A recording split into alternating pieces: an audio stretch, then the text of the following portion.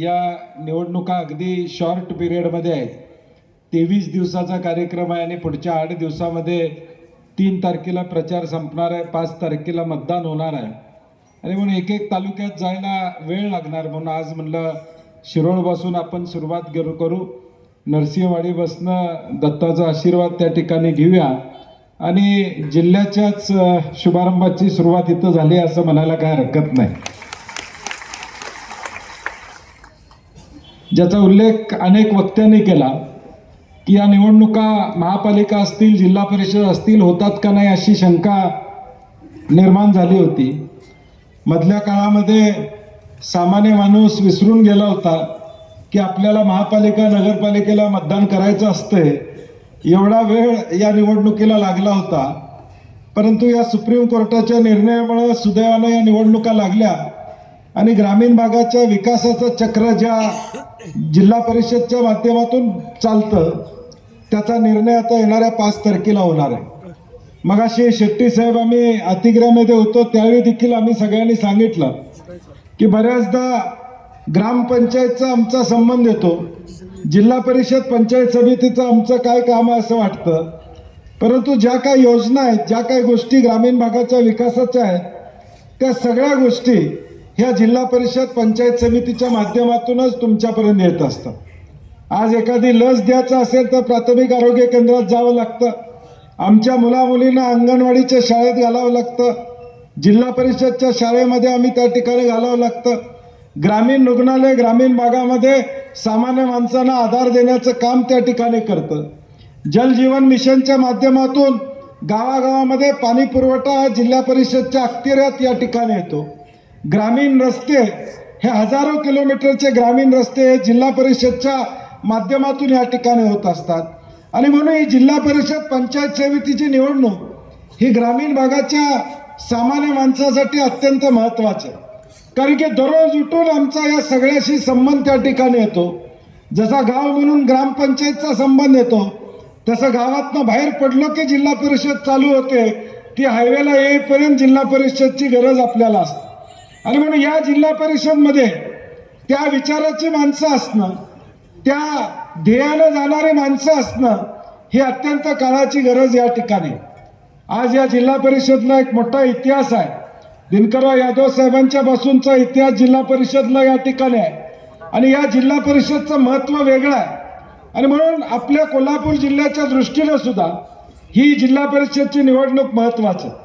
आज जिल्ह्यामध्ये आम्ही बघतोय कोल्हापूर महापालिकेमध्ये सगळी भांडणं विसरून एकत्रित ते आले, परंतु आता जिल्ह्यामध्ये कुठे एकत्रित या ठिकाणी आले नाहीत. आज वांदी एवढी लागलेली आहेत, तालुक्यामध्ये त्यांच्यात भांडणं लागलेली आहेत, ही परिस्थिती त्या ठिकाणी. परंतु गेल्या महिनाभर नगरपालिका नगरपंचायतच्या निवडणुका लागल्या त्यापासून शेट्टी साहेब असतील, दादा असतील, शिवसेनेचे आमचे सहकारी असतील, चर्चा चालू होत्या आणि मला दादांचेही आभार मानायचे आहेत, शेट्टी साहेबांचे आभार मानायचे आहेत की जिल्ह्याचा नेता म्हणून शिरोळमध्ये काही लक्ष द्यावं लागलं नाही. तुम्ही सगळ्यांनी अगदी सामंजस्यानं ह्या सगळ्या सीट वाटप या ठिकाणी केल्या.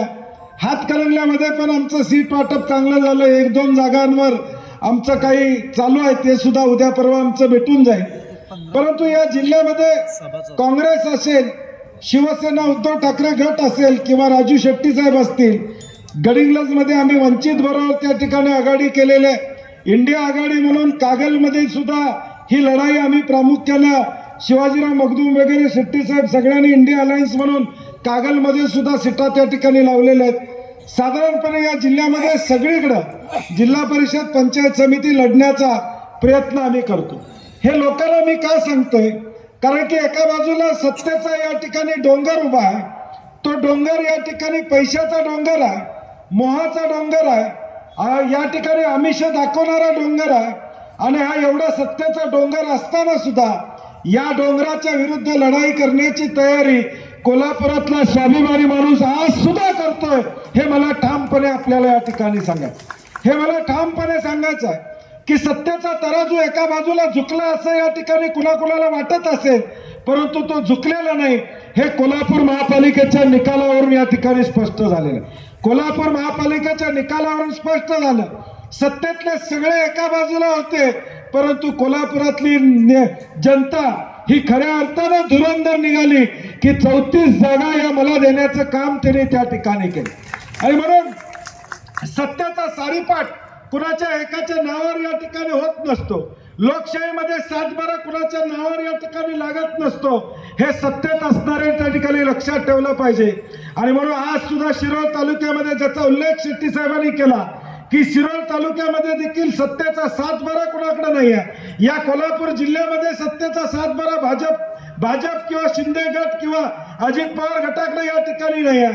तो सत्तेचा 7-12 देण्याचा निर्णय या 5 तारखेला कोल्हापुरातली सामान्य जनता या ठिकाणी घेणार। या 5 तारखेला तो निर्णय होणार आहे की या सत्तेमध्ये खऱ्या अर्थानं कोण लोकांची सेवा करू शकतं, कोल्हापूरकरांना कोण न्याय देऊ शकतं, या जिल्ह्याला सन्मानपूर्वक वागणूक कोण देऊ शकतं, हे या ठिकाणी ठरलं जाणार।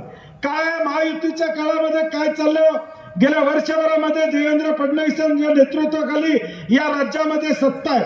आज पेपर उघडला, पेपरमध्ये आम्हाला आकडेवारी बघायला मिळाली 30 लाख कोटी रुपयाची इन्व्हेस्टमेंट महाराष्ट्रामध्ये येणार आहे म्हणून आकडेवारी मिळाली। मी दुपारी माध्यमांना सांगितलं कदाचित आता वर्षभरानं महाराष्ट्रामध्ये अशी परिस्थिती होईल की 4 नोकऱ्या असतील आणि नोकरी मागणारा एकच असेल असं वाटायला लागले मला। म्हणजे 30 लाख कोटीच्या घोषणा म्हणजे नोकऱ्या सगळ्यांना मिळणार आहेत असं एक खोटं वातावरण या ठिकाणी करण्यात आलेलं आहे। आकडेवारी बघितली 5 वर्षातली, देवेंद्र फडणवीसजी मुख्यमंत्री असताना डावसला गेले 3 लाख कोटीवरची चर्चा आता 30 लाख आणि 40 लाख कोटीवर या ठिकाणी आली। आमचा तुमच्या 30 लाख आणि 40 लाख कोटीचा आकडा नको आहे, आम्हाला तुम्ही रोजगार किती देणार हा आकडा आमच्यासाठी या ठिकाणी महत्वाचा। आज पुणे महापालिकेच्या बाहेर शेट्टी साहेब 42,000 लोक आंदोलन करतायत की TCSच्या माध्यमातून ज्युनियर इंजिनियरची परीक्षा 300-500 किलोमीटर या ठिकाणी ठेवलेले आहे। MPSCची मुलं आंदोलन करतायत की भरती तुम्ही कधी करणार हे विचारतायत आणि दुसऱ्या बाजूला मात्र गप्पा चाललाय 30 लाख कोटीच्या 40 लाख कोटीच्या। हे तुमच्या समोर का सांगतोय, कारण की माझ्या माता भगिनींना विचारायचं आहे, सोनं 1 तोळा आणि 1 किलो चांदीचा भाव एकच आहे मला वाटतं, तर का महाग आहे? सोनं 1 तोळा चांदीपेक्षा महाग आहे। म्हणजे आता आमच्या भगिनींचा अलंकार म्हणजे घरात आमची भगिनी असू दे, कोण असू दे, दसरा असू दे, दिवाळी असू दे, सण असला तर या ठिकाणी सोन्याचा दागिना आम्ही करत होतो। आता तो दागिना करायचं सुद्धा या ठिकाणी आमच्या नशिबात नाही। एवढं चांगलं काम भाजपनं या राज्यामध्ये त्या ठिकाणी केलं, एवढं कर्तृत्वान काम केलेलं आहे की गरीबाला आता घरात लग्न करायचं असेल तर मंगळसूत्र या ठिकाणी घ्यायचं असेल तर या ठिकाणी अंगावर काटा मारतो। हे वास्तव ग्रामीण भागातल्या सामान्य या ठिकाणी वडिलांचं या आई वडिलांचं या ठिकाणी झालं। काय मिळालं आमच्या या महाराष्ट्राला तुमच्या वर्षभराच्या काळामध्ये? 50 कोके एकदम ओके, त्याच्या पलीकडे या महाराष्ट्राला काय मिळालं नाही। आणि म्हणून या सगळ्याचा विचार करता ही जिल्हा परिषद काँग्रेस शेतकरी संघटना शिवसेनेच्या ताब्यात असली पाहिजे, नाहीतर या जिल्हा परिषदच्या जागा सुद्धा खायला मागे पुढे या ठिकाणी बघणार नाही, या जागा सुद्धा शिल्लक राहणार नाही। प्राथमिक आरोग्य केंद्र, ग्रामीण रुग्णालय असू देत, ही सगळे सक्षम करायचे असतील, ग्रामीण भागातल्या रस्ते व्यवस्थित करायचे असतील, जलजीवनच्या माध्यमातून घरामध्ये पाण्याची उपलब्धता करून द्यायची असेल तर एक विचाराची सत्ता असणं गरजेचं आहे। आज हे सीट वाटपात एकत्र येऊ शकले नाहीत तर सत्तेत काय एकत्र येणार आहेत आपण याचा विचार या ठिकाणी करा। अजून महापौर पदावर भांडणं चालू आहेत, तिथं मुख्यमंत्र्यांचं 89 नगरसेवक निवडून आले, तुम्ही महाआघाडी म्हणून महायुती म्हणून मुंबईमध्ये निवडणुका लढला, शिंदे गट आणि भाजप एकत्र लढला, परंतु शिंदेना विश्वास नाही की माझे नगरसेवक भाजप पळवणार नाही, त्यांनी नेऊन हॉटेलमध्ये 8 दिवस ठेवलेत, बघताय ना टीव्हीवर। म्हणजे निवडून आलेल्या स्वतःच्या नगरसेवकावर विश्वास नाही। विश्वास असणार कसा? तुम्हीच गुवाहाटीला पळून गेला तर मग तुमची माणसं गेली तर वाईट वाटायचं कारण काय? तुम्ही जर उद्धव ठाकरेंना फसवून गुवाहाटीला गेला असतील तर मग तुमची माणसं गेली तर वाईट वाटायचं कारण काय?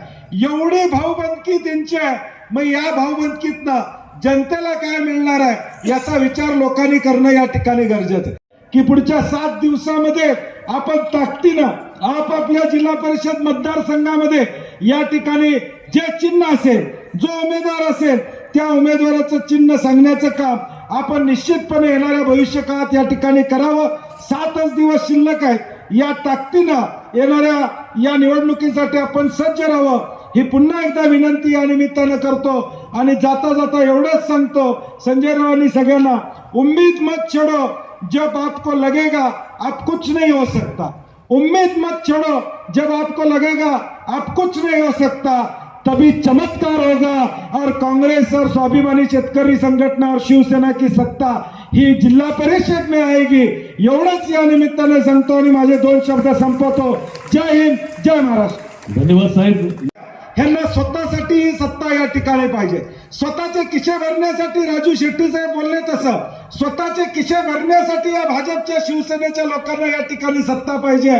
सामान्य माणसाचे दुःख पुसण्यासाठी या ठिकाणी नाही, सावरण्यासाठी यांना सत्ता नको आहे। आणि म्हणून माझी आपल्याला कळकळीची विनंती आहे, मागचा इतिहास काय झाला, लोकसभा विधानसभा सचिनने या ठिकाणी सांगितलं, झालेलं पान मागे टाकूया, विधानसभेला आम्हाला त्रास झाला आपण मागे राहिलो, परंतु आता जिल्हा परिषदला मात्र माझी आपल्याला विनंती आहे, शेट्टी साहेबांनी सांगितलं तसं उद्या 7 तारखेला निकाल लागल्यानंतर सत्तेचं सूत्र या ठिकाणी शिरोळ तालुक्याकडे असलं पाहिजे, याची जबाबदारी आपण या ठिकाणी आम्हाला जिल्ह्यात बसून सुद्धा वाटलं पाहिजे की शिरोळमध्ये 100% निकाल लागलेला आहे, शिरोळला गृहीत धरल्याशिवाय जिल्ह्याचं राजकारण होणार नाही, अशी परिस्थिती येणाऱ्या 5 तारखेला आपण या ठिकाणी निर्माण करा। ही शिरोळच्या स्वाभिमानाची लढाई आहे, ही शिरोळच्या उद्याच्या अस्मितेची लढाई या ठिकाणी असणार आहे। ही अस्मिता जपायचं असेल तर उद्याच्या 5 तारखेला आपल्याला या ठिकाणी हे आमच्या सगळ्या उमेदवारांना निवडून देण्याचं काम करावं लागेल।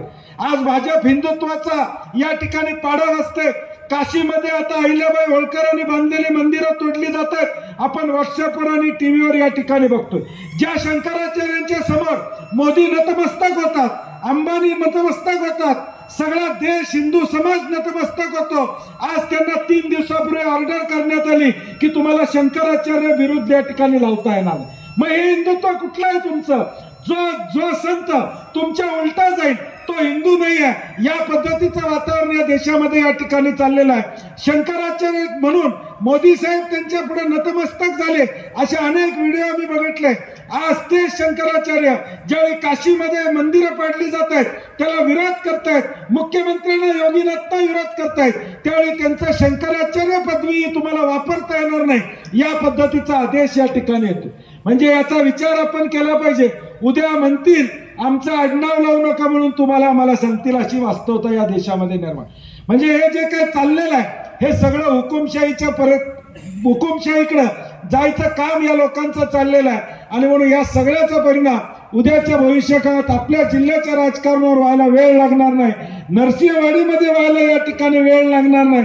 उद्या इथं सुद्धा फतवा निघेल की तुम्ही या ठिकाणी पुजारी म्हणून लावू नका, हे भाजप काय करतील या ठिकाणी सांगता येणार नाही। म्हणजे आज शंकराचार्याला शंकराचार्य लावता येणार नाही म्हणण्याचं धाडस या देशामध्ये ते करत असतील तर कुठल्या पातळीवर ही मंडळी जाऊ शकतात याचा विचार आपण करा। आणि म्हणून माझी विनंती आहे, काँग्रेस आणि शेतकरी संघटना शिवसेना म्हणून आम्ही ताकदीनं तुमच्या पुढे या ठिकाणी आलेलो, 7च दिवस राहिलेले आहेत, उमेदवाराला घर टू घर पोहोचता येणार नाही, प्रत्येक उमऱ्यापर्यंत पोहोचता येणार नाही, येणाऱ्या प्रत्येकानं आपला मतदारसंघ पाठ करावा, चिन्ह पाठ करावं आणि आमच्यात कुठलाही या ठिकाणी मतभेद नाही, सुसंवाद चांगला। आम्ही उमेदवार एकमेकाचे ट्रान्सफर केले किंवा तुम्ही तुमच्या चिन्हावर उभा करा, आमच्या चिन्हावर उभा करतो, परंतु जो कार्यकर्ता चांगला आहे त्याला बळ देण्याची भूमिका आम्ही घेतलेली आहे।